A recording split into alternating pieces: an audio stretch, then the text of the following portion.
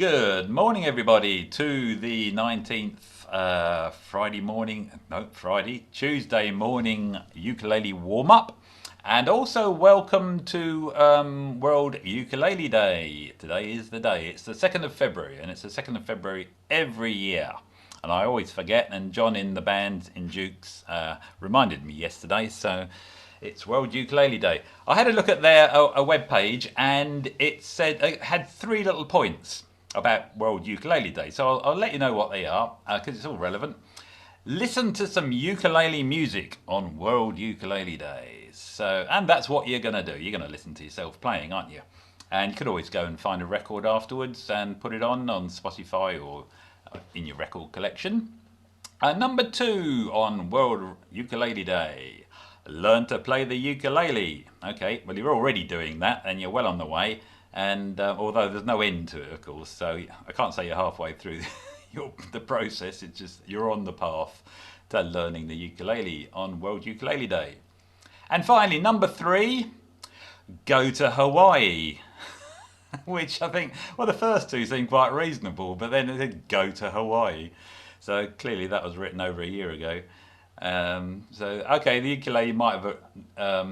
the people in Hawaii think the ukulele came from Hawaii. We all know better than that. It came from Portugal and went to Hawaii.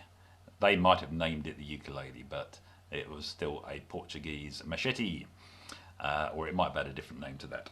Anyway, right, before I pick up the ukulele, I'm going to get you to just limber up your fingers. Now, I think I've once said just wiggle them a little bit, which, that's going to help a little bit because, you do use your fingers. They're the most important part of your physical body when you're playing a ukulele. But one thing that's good to do, and piano players and other instrumentalists do this as well, is they bend their fingers backwards. Now, that might seem a little bit painful, so don't do it too far. Just do to what you think your fingers can cope with. But if you can see me on the screen there, just press the fingers backwards. And if you want to, you can do this one at a time. Just take one finger and bend it right back. And then the next one. And then once you've done the whole hand, just wiggle it like mad. And it will somehow just, maybe it's psychological, but it just feels a little bit freer and a little bit more ready to play the ukulele. You really shouldn't play any musical instrument without at least doing a little bit of a limbering up. Just like an athlete wouldn't go out running without doing a few bends and stretchings beforehand. So I'm just going to do my right hand as well, because it's not only the left hand does the chords and needs to be supple, the right hand does as well when it's doing its finger picking. So just doing that, and don't forget the thumb. Thumb sometimes gets forgotten. Surprising how far back you can bend that thumb, but don't... I'm not insured for anyone who breaks their thumb doing this, so please. Okay, then just a good old wiggle. And if you want to stretch your arm, just get that elbow straightened out. Yeah, it is early in the morning. You might still be feeling a little bit stiff after getting out of bed. So there we go. Okay, let's pick up the ukulele. And what we're going to do first of all is we're going to just do that scale that we started doing last week. So I'm just going to share that on the screen. And we're going to use this scale for every now and again as part of the warm-up. So there we have it now. And so we're looking at it's the G string, which is not being played. So the black dot on the left is the open C string. That will be the first note that we play. Then the 2 on that line is the 2nd fret of the C string, and that's the 2nd note. So I'm not going to explain it quite in detail as we did last time, because we need to obviously move on. But if I just played that, that would be the open C string. You can play as well, of course. Open C string, 2nd fret of the C string, open E string, 1st fret of the E string, 3rd fret of the E string, then onto the A string, open. Hopefully you're getting the same sort of sound as I'm getting. 2nd fret of the A string, and then to that black dot with a 3 in it for the 3rd fret of the A string. So that was slowly going up the C major scale. Okay, only the C major scale, that is. So let's do that very slowly after 4, just starting on the low black dot. 1, 2, 3, 4. Next string.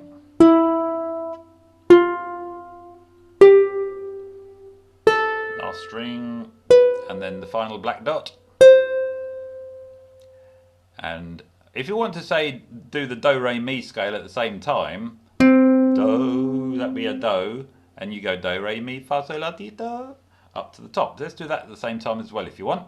So just do what's within your capabilities. So 1, 2, 3, 4. Do re mi fa sol la ti do. Of course, a bit high for me. One more time. This time we're going to do it to a metronome. I should say, if you are practicing at home, always do everything to a metronome. I know you don't, because I know I don't. I'm sure you know different. Right, you should be able to hear the metronome clicking away. So let's play that in time with that. After 4. 1, 2, 3, 4.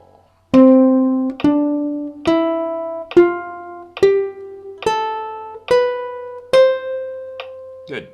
Now you all know that scales go up, but they also come down. So we're going to start on the last note that you reached and go in reverse.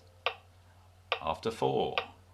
1, 2, 3, 4.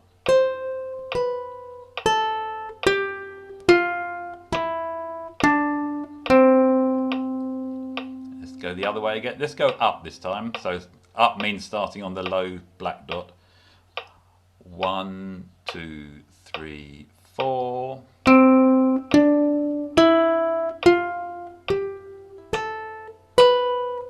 And for the final time, let's go down. So we're starting on that last note. 1, 2, 3, 4.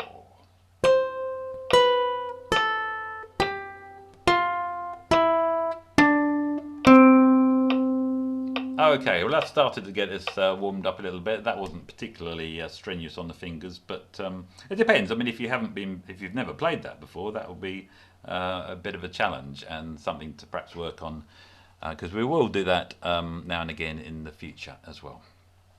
Good. Okay, well that's got the left hand doing something. Let's get the right hand to do something, and rather than strumming, we'll get it to do a little bit of finger picking. So finger style, some of you may already do, is when you're plucking individual notes one at a time with the fingers on the right hand. You're picking separate strings. So the typical scenario is you'll have a chord on the left hand, maybe C major, and then with your fingers of the right hand you'll pluck the strings.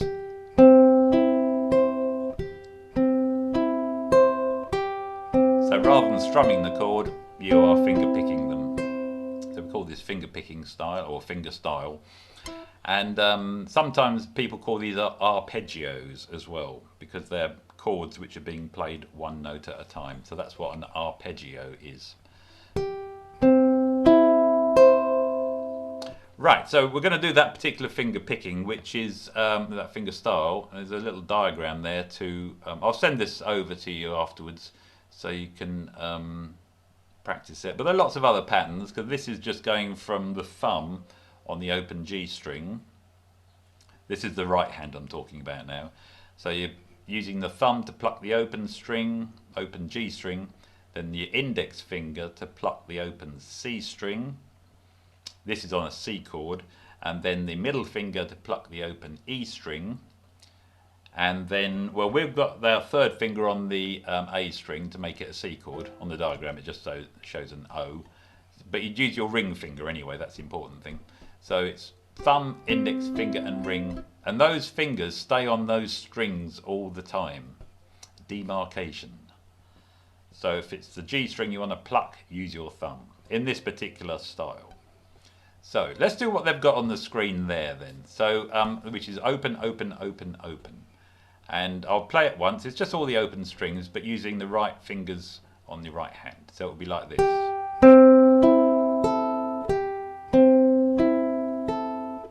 Okay, so if you'd like to join in, and this is just to get the fingers on the right hand moving and warmed up a little bit. So after 4, starting with the thumb, 1, 2, 3, 4. 1, 2.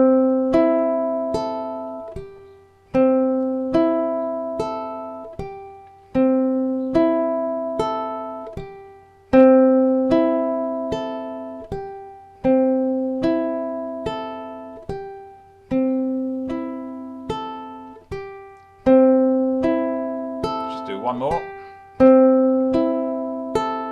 Okay, hopefully that's got your fingers, I know some of you will have done this before, but hopefully you're all now getting your fingers moving nice and smoothly.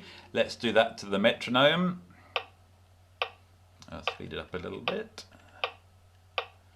Always good to practice to a metronome. It kind of builds into your mind, your brain, what a steady rhythm is, so that when you aren't playing with a metronome, you carry on playing as if you had one.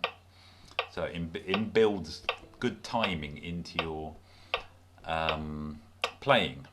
And like comedy, music is all about timing. Okay, here we go. We're going to pluck just that open rhythm. Actually, tell you what, let's play a C chord. So get your finger in the shape of a C chord, and starting with the thumb after 4, pluck that pattern. 1, 2, 3, 4.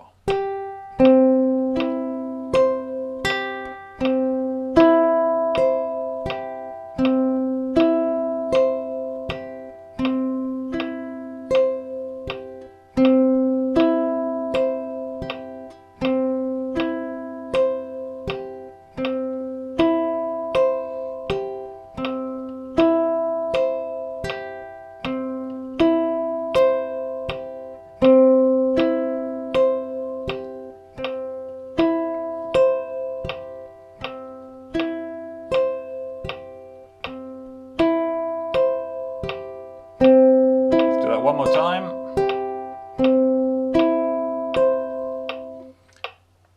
Now you might have forgotten, you might have thought I had forgotten you were all there and just carried on without stopping, but it's one of those things which is worth just doing for a very, very long time. That was a very short time.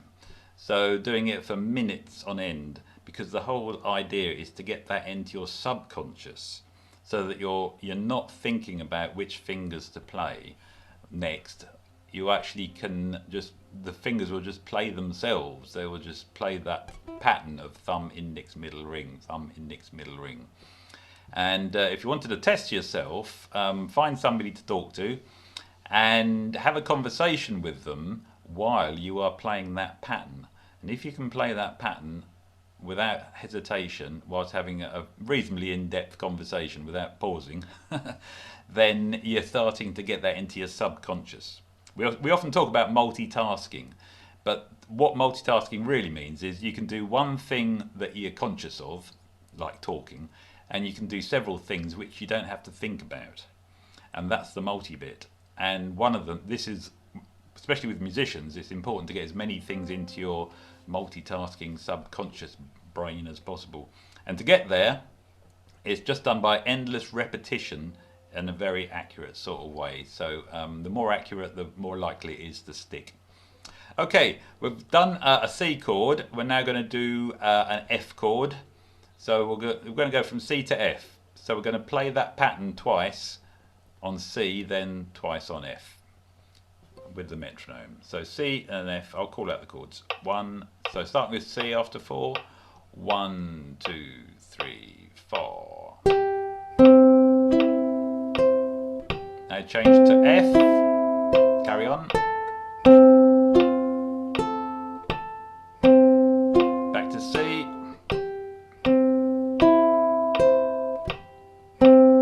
Back to F.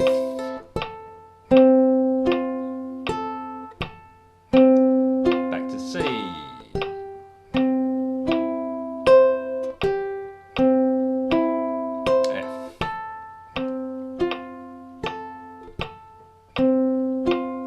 C.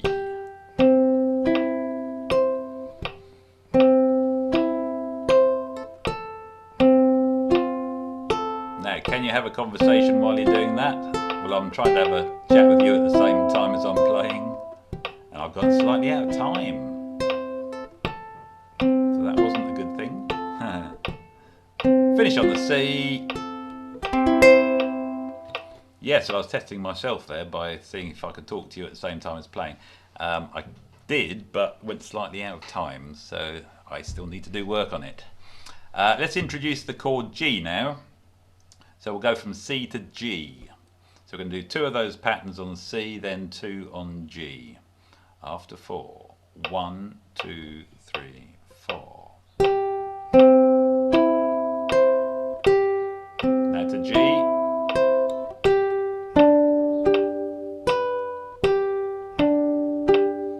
C.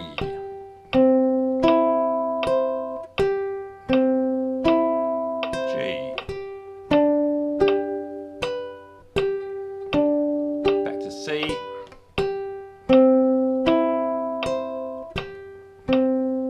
G.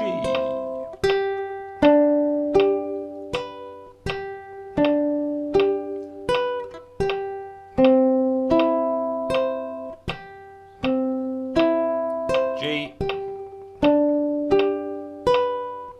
and then we'll finish on C.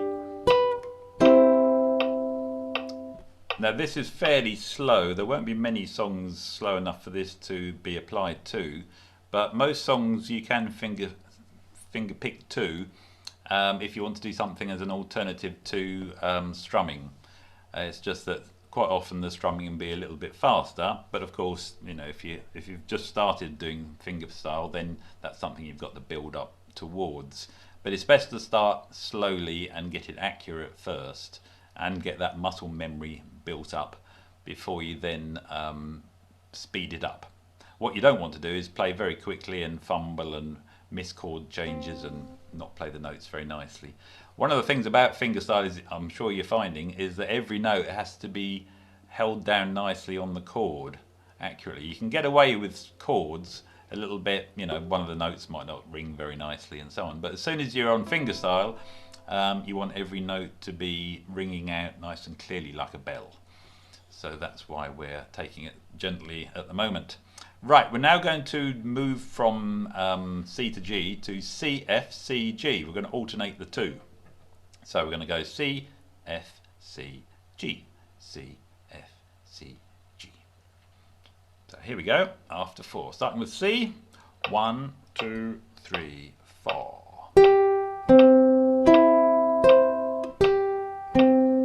F,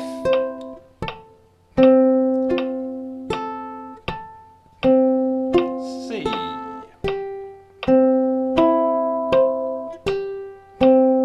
G,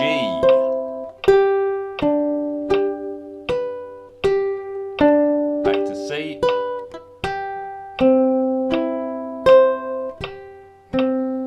F,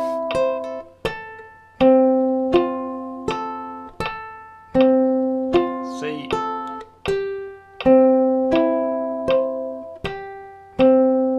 G,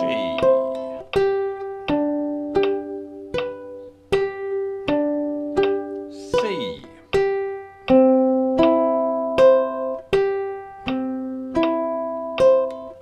oh, F, sorry, didn't tell you that. Back to C,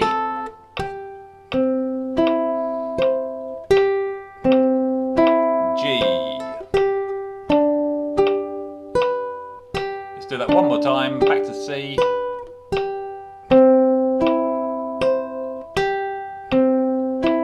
F,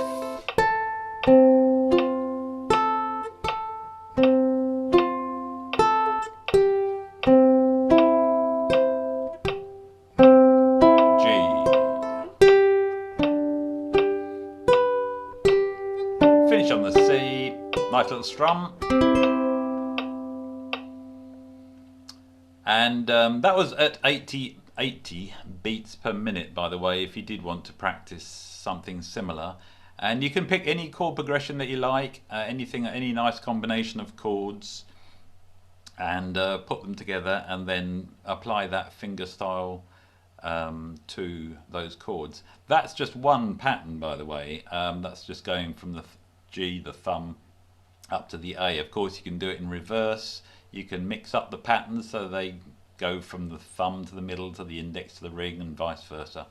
You can all sorts of combinations, but they all generally sound very pretty because they're picking out the nice notes in the chords. So that's something to have a look at if you haven't looked at that sort of thing before. If you have, then you can take it into more depth and play double time and do all sorts of other fancy sort of things to it as well. Play more difficult chords, for example. Right, okay, well that's warmed our right hand up as well. So we're just going to do a little bit of strumming now. And last week, 2 weeks ago, we started very slowly strumming some chords and got faster and faster. So that's what we're going to do this week.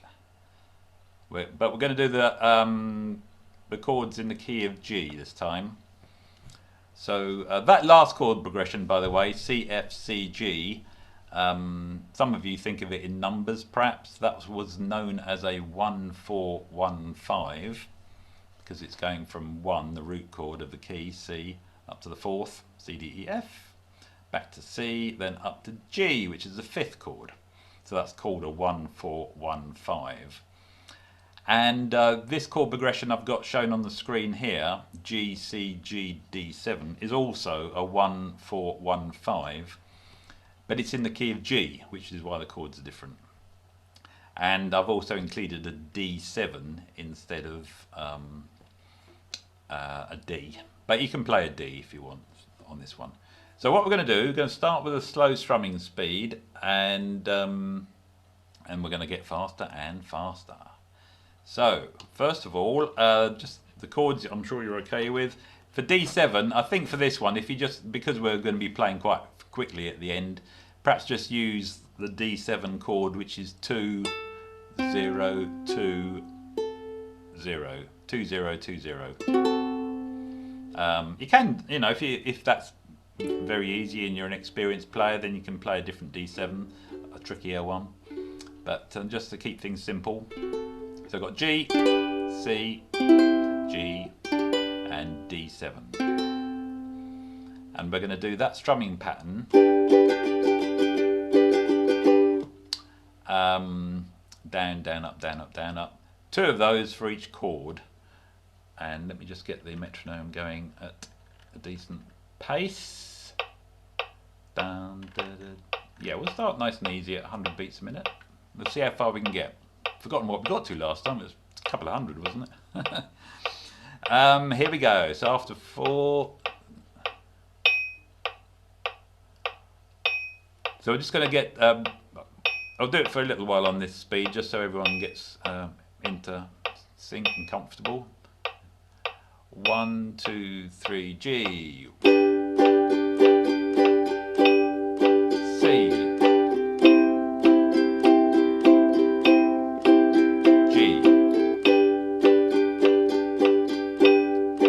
D7.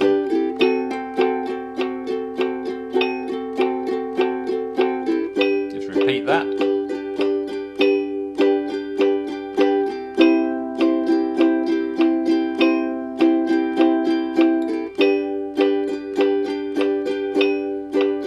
D7.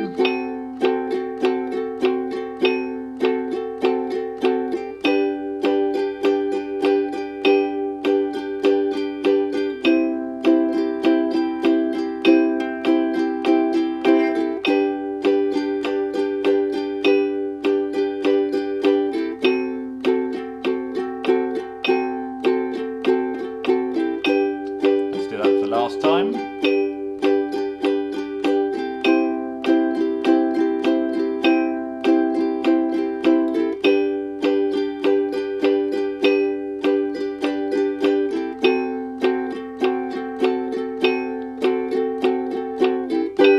And finish there.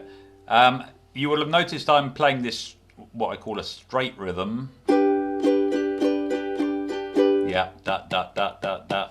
Rather than a swing rhythm, so avoid swing rhythms. I'm not tempted not to actually demonstrate what a swing rhythm is in case that suddenly puts that idea in your head. So just make sure you strum straight. The downs and ups are all evenly spaced. Down, up, down, up, down, up, down, up, da, da, da, da, da, da, da. Okay, let's move up the speed. So that was 100. We're going to go up to 120 now. That's up by, yeah, up a fifth, up to 120 beats a minute. Same pattern after 4. 1, 2, 1, 2, 3, 4. C, G, D7, and again.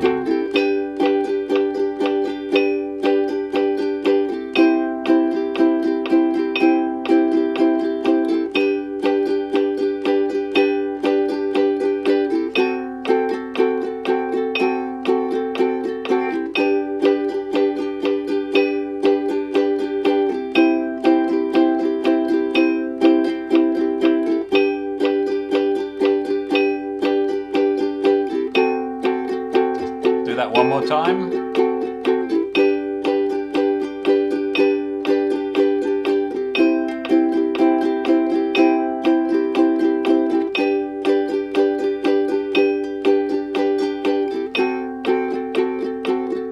Finish on the G. Okay, let's move that up to 140. I'll go up to 150 actually, because we're now getting warmed up, and once the hand gets moving, all you got to do is accelerate it. Put the old foot on the accelerator a little bit. There is a thing about practicing at very high speed, and it's a good thing to do.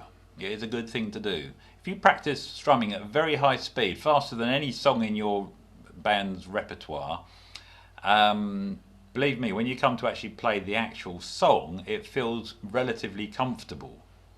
But if you only practice at the speed of the song it ever goes at, only one thing has to be not quite right on the day, and it doesn't come so easily.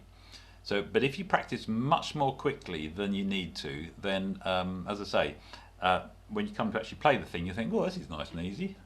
Quite comfortable speed after what I was doing earlier. And this is why when you buy a car, it says it can do 140 miles an hour. Now, why buy a car that can do 140 miles an hour? There's no road that allows you to do that in this country. But the reason is because you can then drive comfortably at 70 miles an hour without thinking you're at the upper end of the ability of the car.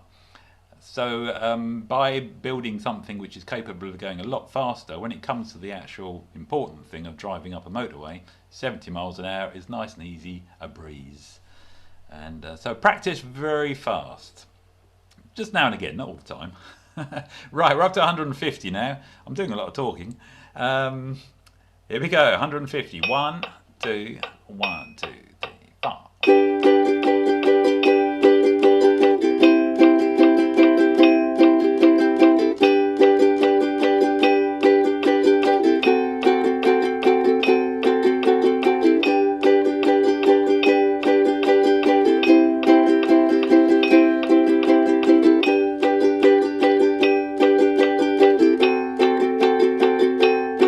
One more time.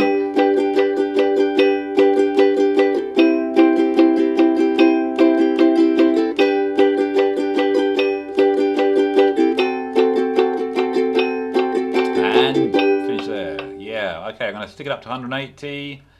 You're all capable of doing this. I'm sure you can all shake your hands far faster than the speed they're moving at the moment. It's not about the ability of how fast you can shake your hand, it's whether you can coordinate everything at the same time. Up to 180 then. 1, 2, 1, 2, 3, 4.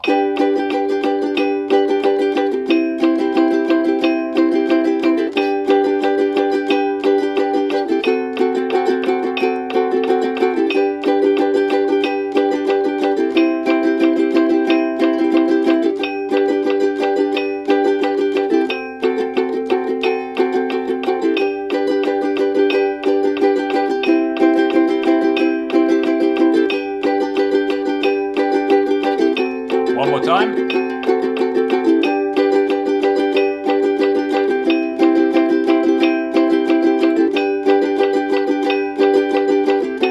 Finish on the G.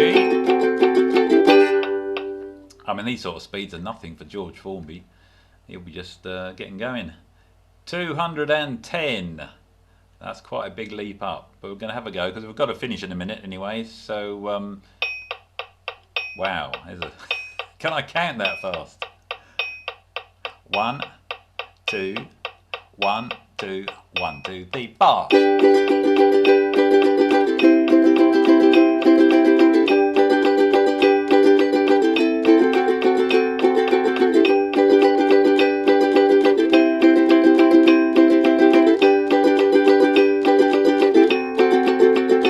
One more time.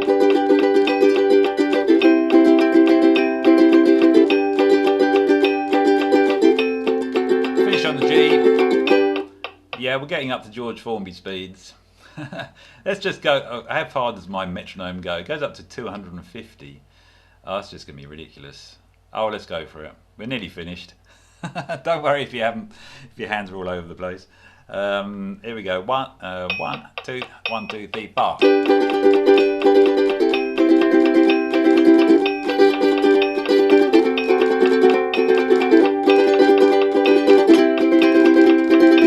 I think we'll finish that one.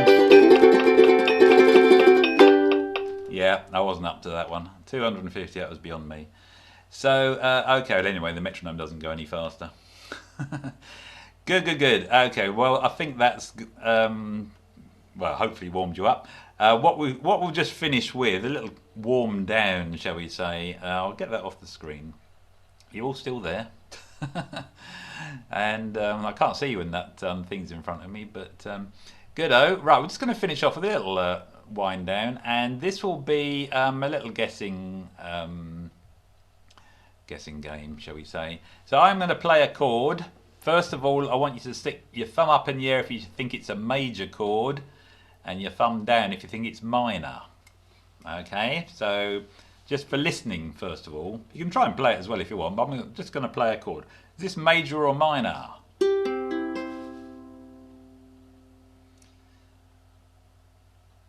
Yeah, I think you all got that. You're all looking at each other, aren't you, seeing which thumbs go up the most? Yeah, you're right, that was major. Can anyone tell me what it was?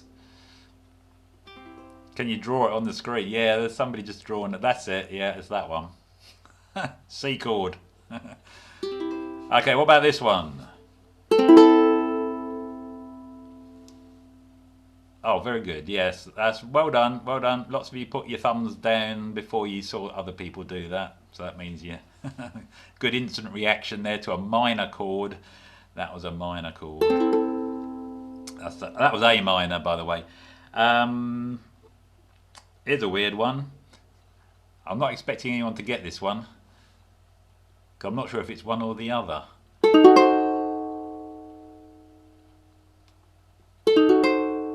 Exactly, yes. Something is major, something is minor. Okay, it can be either. I'm not sure what you're signaling there, Steve. You're sticking up 6 fingers. That is an interesting chord. I'll play it in an open position. It's the chord you hear on the Keystone Cops when the train's coming and someone's tied to the railroad tracks. You hear this sort of building up of tension. It's what's called a diminished 7th chord. If you want to play it, last thing you can do today. The fret numbers starting on the G string are 0, 1, 0, 1. So you just need 2 fingers.